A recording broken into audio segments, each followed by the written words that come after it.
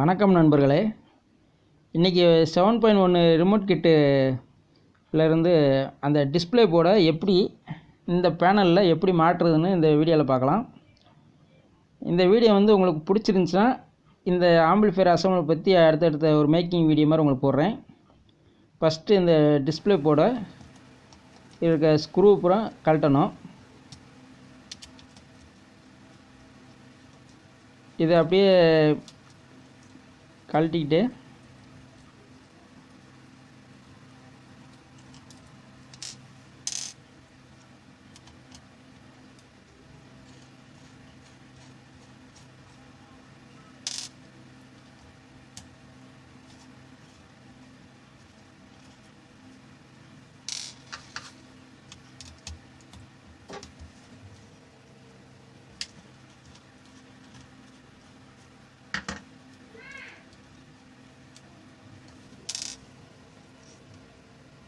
இந்த டிஸ்பிளே போர்டை கழட்டிட்டேன்.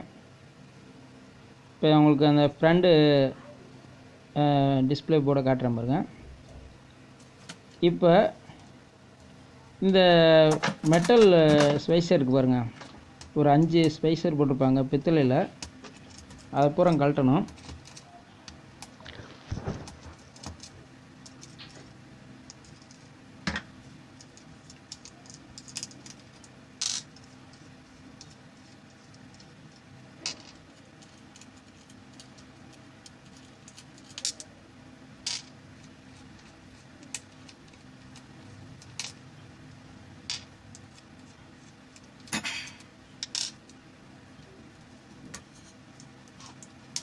அப்படியே அந்த ஒரு மைக்கா வாசர் ஒரு 5 இருக்கும், ஒரு அந்த மைக்ரோ சுவிட்சு நாப்பு ஒரு 6 இருக்கும்.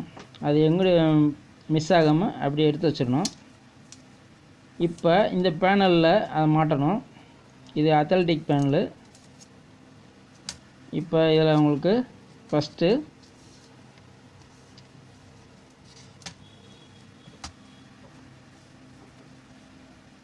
இந்த மைக்கா வாசரை 5 வாசரை அதில் அந்த ஸ்க்ரூவில் போட்டுடணும்.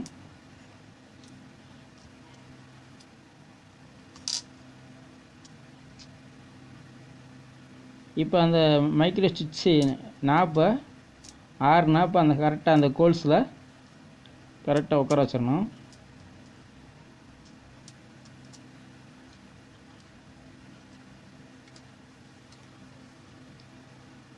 இப்போ அந்த மெட்டல் ஸ்பைசரை அந்த ஸ்க்ரூவில் டைட் வச்சுக்கணும்.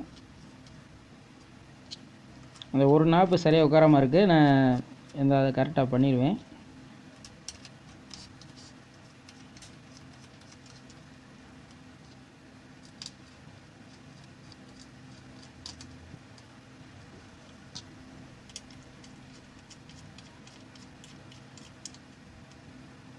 இப்போ அந்த 5 ஸ்பைசரை போட்டாச்சு. இந்த எஸ்டி கார்டு ஹோல்டு மட்டும் கொஞ்சம் சின்னதாக இருந்துச்சு, அதை மட்டும் கொஞ்சம் அகட்டி விட்டுருக்கேன். அந்த பேப்பர் தான் கிழிஞ்சிருக்கு, அதனால் ஒன்றும் இல்லை.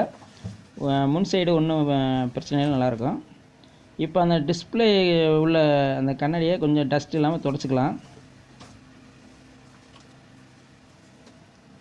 இப்போ அந்த போர்டை கரெக்டான பொசிஷன் வச்சு இந்த இஎஸ்பி போர்டு இருக்கு பாருங்கள், யூஎஸ்பி ஹோல்டரை கரெக்டாக வச்சு அந்த போர்டை கரெக்டாக உட்கார வைக்கணும். உட்கார வச்சுட்டு கரெக்டாக உட்காந்துக்கான கொஞ்சம் அந்த ஸ்பைசரில் கரெக்டாக அந்த போர்டு உட்காந்துக்கான ஒரு பார்வை பார்த்துக்குங்க. இப்போ இந்த வீடியோ புதுசாக பழகிற நண்பர்களுக்காக தான் இந்த வீடியோ. இப்போ அந்த கரெக்டாக வச்சுட்டு அந்த ஸ்க்ரூ போட்டுடலாம். மொத்தம் 5 ஸ்க்ரூ வரும்.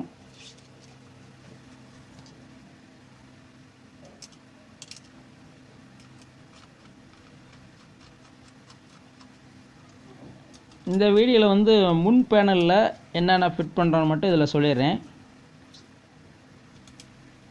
ஸ்டெப்பாக உங்களுக்கு சொல்கிறேன். இப்போ இது முடிஞ்சிட்டு அடுத்த வீடியோவில் பேக் சைடு பனானா சாக்கெட்டோடு வரும். அந்த வீடியோ எப்படின்னு உங்களுக்கு எப்படி அந்த இது கனெக்ஷன் கொடுக்குறது, அந்த ஜாக்கெட்டை எப்படி மாற்றுறது, பனானா ஜாக்கெட்டு, இதோட இந்த ரிமோட் கிட்டோட பாட்டம் போட்டிருக்கு பாருங்கள், அதையும் அந்த மாதிரி பேக் சைடு தான் ஃபிட் பண்ணணும். அதை அடுத்த வீடியோவில் நான் சொல்கிறேன். இப்போ எல்லா ஸ்க்ரூவும் கரெக்டாக சமமாக வச்சு டைட் வச்சுக்கணும். டைட் வச்சுக்கிட்டு பாருங்கள் முன் பேனல் எப்படி கரெக்டாக இருக்கான்னு, அந்த பட்டன்லாம் கரெக்டாக அவங்கதான்னு பார்த்துக்கணும். எல்லாம் கரெக்டாக இருக்குது, கரெக்டாக ஃபிட் பண்ணியாச்சு.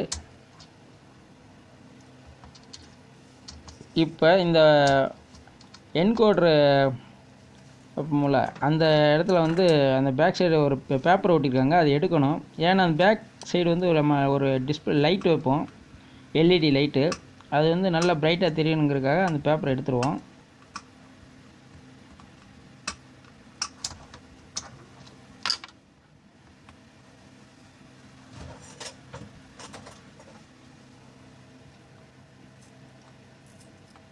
அப்படியே பேப்பரை உரித்து அப்படியே எடுத்துடலாம்.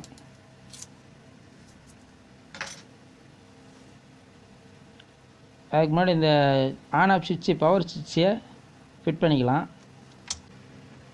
இப்போ அப்படியே உள்ளே வச்சு ப்ரெஸ் பண்ணிங்கன்னா அப்படியே லாக் ஆகிக்கிறோம். அந்த லாக் ஆகிடுச்சு. பவர் சுவிட்சை மாட்டியாச்சு.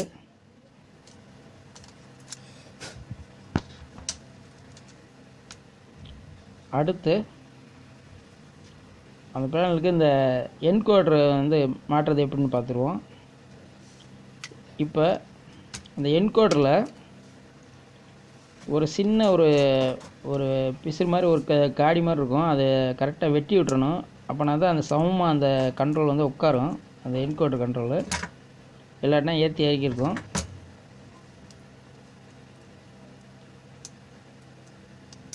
அதை வெட்டி விட்டாச்சு. இப்போ அந்த என்கோடரை அதை ஜாயின் பண்ணிக்கலாம்.